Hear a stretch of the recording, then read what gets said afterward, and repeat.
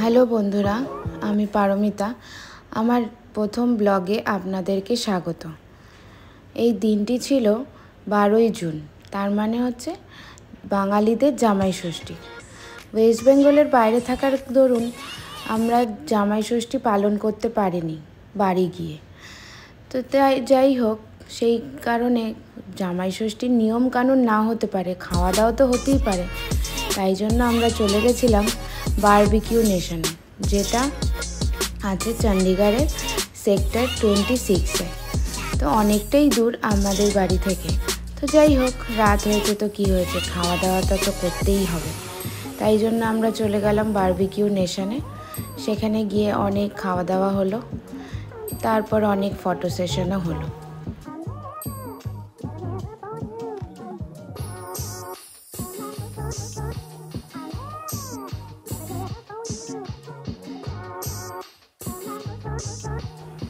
আমি আগে থেকেই ফোন করে রেখেছিলাম, যেহেতু দেরি হবে, কৃষ্ণেন্দুর আসতে দেরি হবে বলে আমাদের একটু লেট হয়ে গেছিলো অনেকটাই।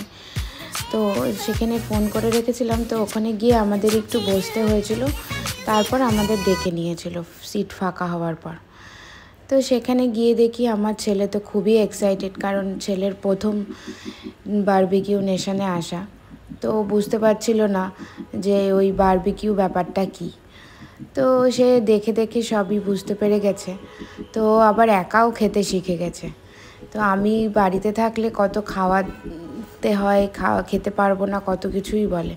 বাচ্চারা রেস্টুরেন্টে গেলে সে আবার খেয়েই নেয় ঠিকঠাকভাবে, বাইরের খাবার বলে কথা। সে যাই হোক, খাওয়া দাওয়া করলো। ও শুধু কাবাবই খেয়ে গেল, আর কিছুই খায়নি। ওকে রাইস খেতে বললাম, তো বলছে বাড়িতে তো রাইস খাওয়াই হয়, আবার সেখানে গিয়েও রাইস খাবো রেস্টুরেন্টে এসে। তো ও যেটা বলার ছিল, আমি শাড়ি পরেছি, তো বলছে তুমি কেন শাড়ি পরেছো?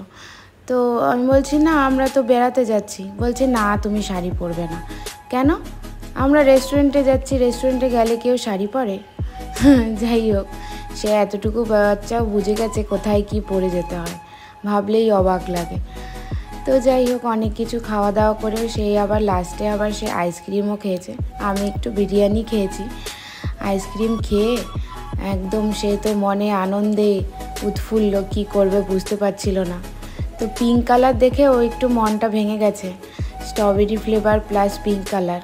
তো লাস্টে আমি একটা কুলফি এনেছিলাম, সেই কুলফিটা দেখে বলছে আমিও খাবো। আমি বললাম ঠিক আছে, তুমি খাও। ভয় লেগে যায় যে আবার যদি সর্দি কাশি হয়ে যায়। তো ঠিক আছে, বাইরে গেছে তো। তো এই করতে করতে আমাদের অনেকই রাত হয়ে গেল, পেট পুরি ভোজ ভালোই হয়ে গেল। তারপরে আর কি, চণ্ডীগড়েই আছি বলে তো ওই তো গাড়িতে উঠলেই এদের পাঞ্জাবি সং, পাঞ্জাবি গান শুনতে শুনতে আমাদের বাড়ি পৌঁছে গেলাম। টাটা।